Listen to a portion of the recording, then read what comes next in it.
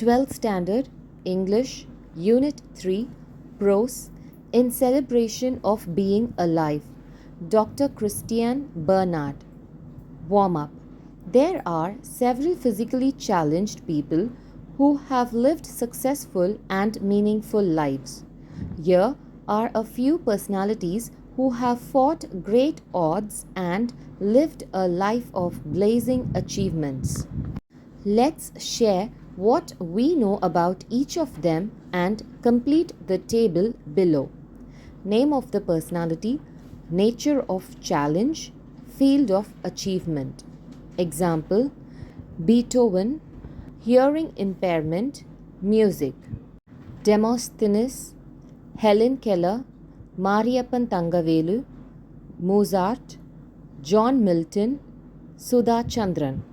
We all know that Dr. Christian Bernard was the first doctor to perform a heart transplant surgery. Here we have an extract of his speech, wherein he narrates an experience which has challenged his perspective of life altogether. Let's find out what led to such a dramatic transformation. 1. More and more, as I near the end of my career as a heart surgeon, my thoughts have turned to the consideration of why people should suffer. Suffering seems so cruelly prevalent in the world today.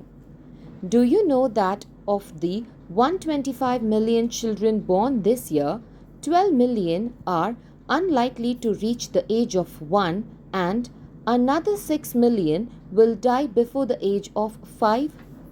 And of the rest, many will end up as mental or physical cripples. 2. My gloomy thoughts probably stem from an accident I had a few years ago. One minute I was crossing the street with my wife after a lovely meal together, and the next minute a car had hit me and knocked me into my wife. She was thrown into the other lane and struck by a car coming from the opposite direction. 3. During the next few days in the hospital, I experienced not only agony and fear but also anger. I could not understand why my wife and I had to suffer. I had 11 broken ribs and a perforated lung.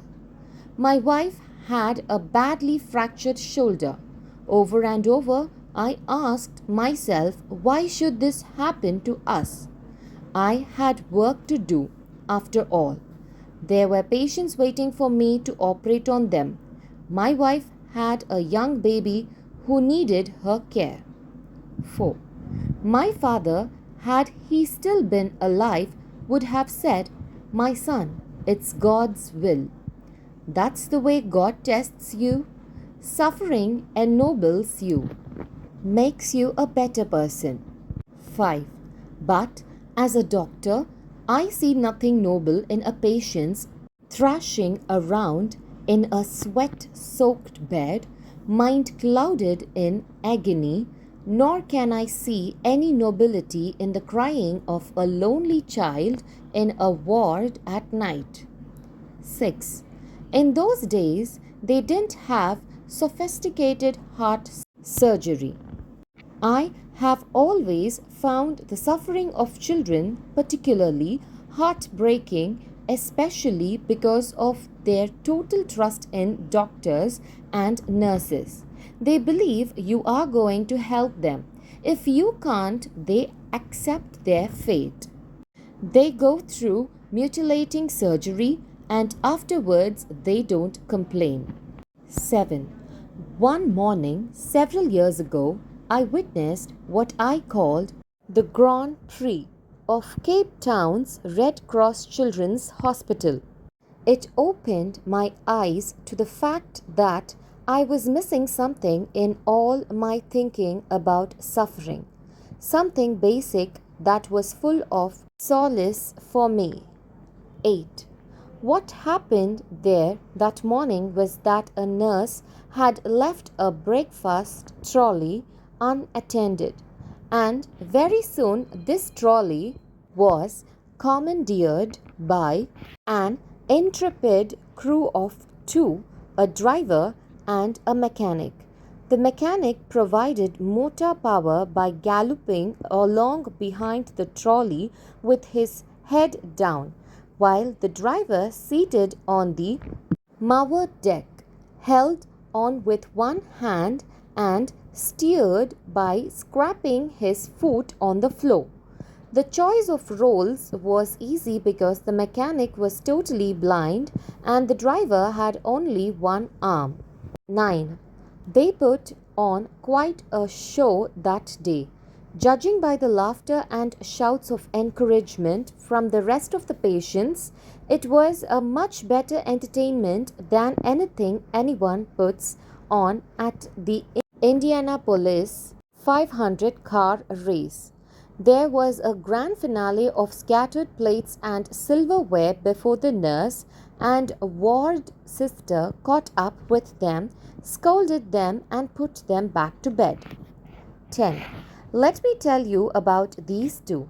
The mechanic was all of 7 years old. One night, when his mother and father were drunk, his mother, through a lantern, broke over the child's head and shoulders. He suffered severe third-degree burns on the upper part of his body and lost both his eyes. At the time of the Grand Prix, he was a walking horror, with a disfigured face and long flap of skin hanging from the side of his neck to his body. As the wound healed around his neck, his lower jaw became gripped in a mass of fibrous tissue. The only way this little boy could open his mouth was to raise his head. When I stopped by to see him after the race, he said, "You know, we won," and he was laughing. 11. The trolley's driver I knew better. A few years earlier, I had successfully closed a hole in his heart. He had returned to the hospital because he had a malignant tumor of the bone. A few days before the race, his shoulder and arm were amputated. There was little hope of his recovery. After the Grand Prix, he proudly informed me that the trolley's wheels were not properly oiled, but he was a good driver, and he had full confidence in the mechanic. 12. Suddenly I realized that these two children had given me a profound lesson in getting on with the business of living, because the business of living is joy in the real sense of the word, not just something for pleasure, amusement, recreation. The business of living is the celebration of being alive. 13. I had been looking at suffering from the wrong end. You don't become a better person because you are suffering, but you become a better person because you have experienced suffering. We can't appreciate light if we haven't known darkness, nor can we appreciate warmth if we have never suffered cold. These children showed me that it's not what you've lost that's important. What is important is what you have left. About the author. Christian Neethling Bernard was born in rural South Africa in 1922 to poor parents as their fourth child. He evinced great interest in his academics and was determined to pursue medicine after the loss of his brother to a cardiac ailment. He won many scholarships and pursued his higher studies specializing in cardiac surgery. As a cardiac surgeon, Bernard focused on congenital and complicated cardiac conditions for which there was no cure at that time. After experimenting with heart transplantation on animals, he performed the world's first human to human heart transplant in the year 1967. He gained worldwide recognition and went on to develop many surgery techniques, which are being adopted till date. Bernard has penned 14 books and 235 scientific articles that have been published in reputed journals. Some of his books are One Life, 50 Ways to a Healthy Heart, The Best Medicine, and The Faith. A pioneer in cardiac surgery, he obtained a doctorate in medicine from the University of Cape Town. This was followed by 11 honorary doctorates bestowed upon him by universities all over the world. He has also received 36 international awards. In his late years, he established the Christian Bernard Foundation to serve and promote the cause of underprivileged children throughout the world and died at the age of 78 in the year 2001. Glossary. Consideration. Careful thoughts. Prevalent. Common. Cripples. People with some disability, preventing them from performing certain normal functions. Agony. Extreme physical and mental suffering. Perforated. Torn and damaged with holes. Ennobles. Figurative use.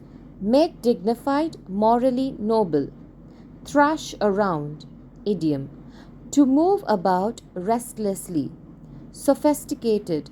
Here, well advanced.